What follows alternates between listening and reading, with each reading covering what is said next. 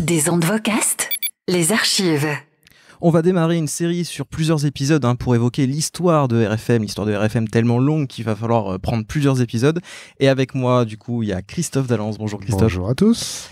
Alors, pour l'épisode des ondes vocastes de juin, la partie archive était consacrée à Radio 7, l'ancienne radio jeune de Radio France. Et tu nous disais, Christophe, que Patrick Meyer, directeur des programmes à l'époque, voulait mettre à l'antenne de Radio 7 Coluche, mais cela n'a pas été possible pour des raisons politiques, c'est ça Coluche souhaitait se présenter aux élections présidentielles donc de 81, et dans les sondages, il atteignait presque 15% de vote. Donc ça commençait à inquiéter vraiment très sérieusement le pouvoir en place. Et donc du coup, c'est ce qui a poussé Patrick Meyer en fait à partir de Radio 7 et à créer avec Jean-Louis Croquet et Sam Bernet le 6 juin 1981 RFM, la radio couleur. Et naturellement, il a décidé d'y installer Coluche. Non, pas au début. Pas au début. Non, au début, il n'y avait pas Coluche. Au début, il y avait une bande de copains, il y avait... c'était surtout des bénévoles en fait, qui œuvraient sur Radio France et sur RFM avec un autre pseudo.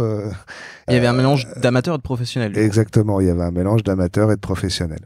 Alors le premier slogan de la station locale privée parisienne RFM était RFM, la radio couleur, avec un logo qui représentait les 3 lettres sous forme de néon, c'est ça, néon vert, jaune et rose. C'est ça. Et pour ceux qui se demandent, RFM, ça veut bien dire Radio FM en fait. Oui, alors il y a eu des gros délires, des gros fantasmes, Radio François Mitterrand, mais effectivement, c'est Radio François Mitterrand. Oui. Oui, parce que bon, voilà, ça allait avec l'époque. Tu nous as ramené un extrait issu du week-end RFM Story. Dans cet extrait, on entend Patrick Meyer qui raconte la création de RFM.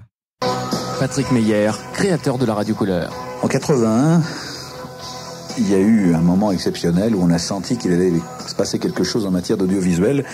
Et moi, j'avais toute une petite équipe qui me suivait déjà depuis un certain temps, qui s'était vraiment essayée à toutes les formules de radio, y compris celles qui permettaient de faire de la très bonne radio avec un effectif minimum.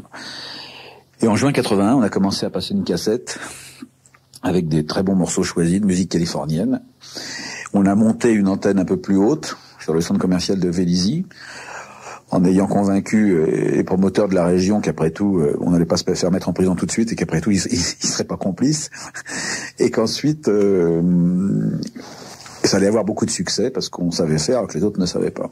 Et on a démarré, et au bout de quelques mois, ça a été un énorme succès. Et puis un matin, je téléphone à Coluche, que je n'avais pas vu depuis quelques semaines, qui avait apprécié le fait que moi je sois parti de Radio France quand ils ont interdit à Coluche d'y passer. Et il me dit, dis donc, je sais pas ce que tu fais, toi, mais moi j'écoute une radio, c'est formidable, tu devrais écouter, c'est super, c'est RFM. Je dis, écoute, ça tombe bien, c'est celle qu'on fait. Et il me dit, bon, alors si c'est ça, bouge pas, je termine mon film. Je crois qu'à l'époque, il tournait Le Maître d'école. Et il m'a dit, je termine dans un mois, et je viens faire de la radio avec vous, les fous, et salaire 0. Je dis, écoute, à ce point-là, on signe tout de suite. Et il est venu, et ça a été le délire formidable que tout le monde connaît. Hello. Yes, this is RFM. My name is Coluche. I am poor lonesome comic. I funny myself. Il est con.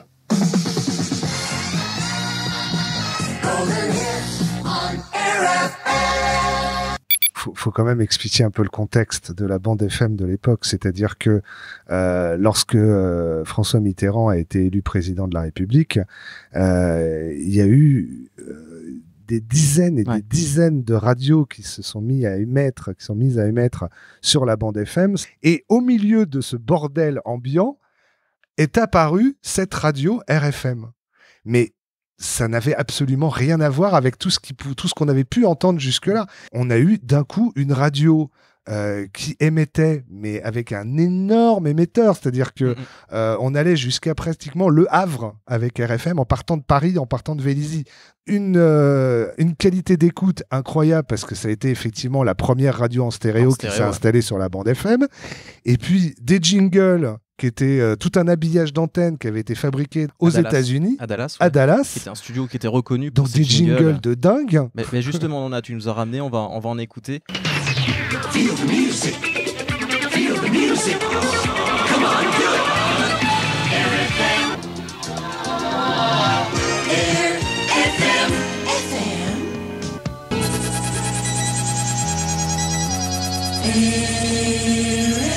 RFM stereo.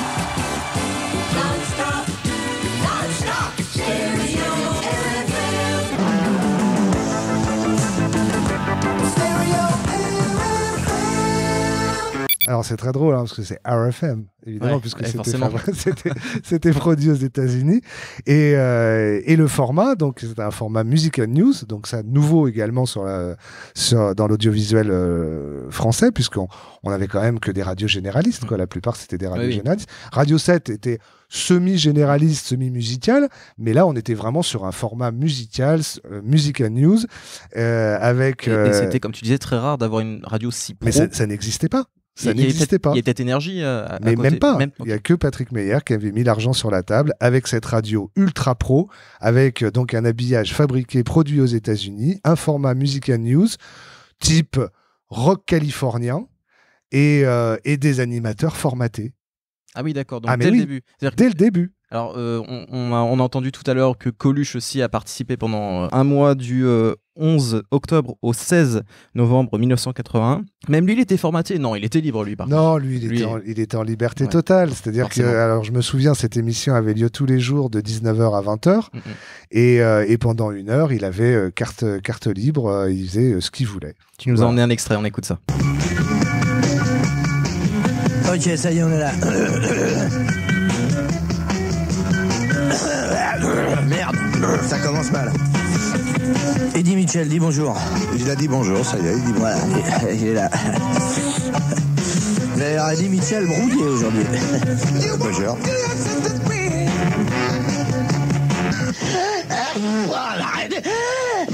Fermez la porte, bordel, de ce studio. L'anarchie a disparu de notre civilisation et c'est ça le bordel. Parce qu'une petite pointe d'anarchie, un petit peu de désordre, ne serait-ce que chez soi, regardez. Parce que c'est agréable chez soi d'avoir un petit bordel, on sait où sont nos affaires. Et pourtant, pour un mec qui rentre, on dirait que c'est le bordel. C'est l'anarchie, ça fait partie de notre vie, c'est très important. Voyez? C'est comme la poêle, ça se lave pas, la lessive, ça s'essuie. Puis après, on refait à manger dedans, voyez? C'est anarchique, ça, comme système. Tu vois? C'est ça, toi? Oui. Ah bon? Faut faire ça, faut frotter avec un papier journal. Enfin, avec les moyens que tu as, tu pourrais prendre plusieurs poils, quoi. Mais c'est pas ça le problème, c'est qu'avec les journaux que je lis, c'est que j'en ai un paquet qui peuvent essuyer le fond de la poêle. Hein. C'est culte encore aujourd'hui. C'est complètement extraordinaire. Et RFM a même donné sa chance à des animateurs très connus aujourd'hui, hein, Laurent Petit-Guillaume, Mahler, ou même Laurence Boccolini. Alors toi, justement, tu nous avais emmené un extrait des débuts de Laurence Boccolini qui était là le soir, au tout début, enfin la nuit, c'est ça? Ouais, elle était là le soir, la nuit, c'était plutôt une animatrice de soirée, quoi. D'accord, on écoute ça. RFM 96.9, Papa Was the Rolling Stone, qui était une bonne chose à l'époque déjà, maintenant je ne sais pas quel effet ça ferait. Was the Rolling Stone, peut-être. Ce qui est sûr, c'est 18h30 sur RFM 96.9, le journal vous est présenté par Annie Dubut et Julien Pascal. Bonsoir. Money for nothing, I want my MTV. Dire Straits, money for nothing, 18h26, I want my MTV. Et vous savez, les Temptations avec Papa Was the Rolling Stone, ce qui n'est pas mal, c'est vous? Ce qui n'est pas mal, il faut s'en contenter. Oh oui, c'est long, c'est court, mais oui, bien sûr, 18h38 sur FM 96.9, la nuit tombe vite dehors. Attention de se faire attaquer au coin des rues, hein. Dans la vie, vous devriez... enfin, je ne sais pas. Bon. Une surprise pour une surprise, ça c'est une surprise, vous ici.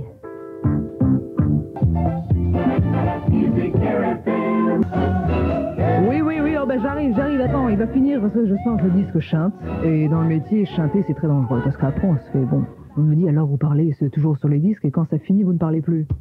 Bon, je ne parle plus. Gold. Vous remarquerez quand même que Laurence Boccolini, version radio, c'était une vraie voix. Génial. Quoi. C'était une voix de dingue. Mais je voudrais juste préciser un truc, parce que c'était effectivement la première grosse radio pro en France, mais c'était aussi la première radio commerciale privée, car RFM a joué sur un flou législatif de balancer de la publicité toute la journée sur l'antenne. Ça, c'était une particularité à cette époque, c'était la toute première à vendre des espaces publicitaires. Exactement, donc c'était une radio commerciale.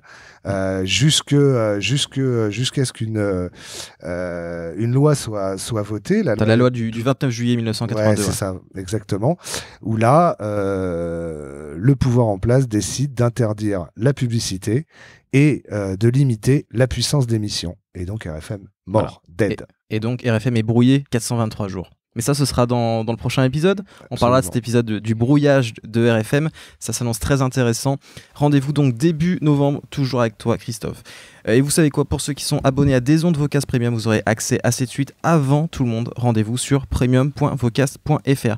Et puis si vous avez d'autres infos, d'autres archives sur RFM, nous sommes preneurs. N'hésitez pas à nous contacter. contact@vocast.fr ou sur Twitter @ANTH1Y GOI2R AUD. Des Ondes Vocast.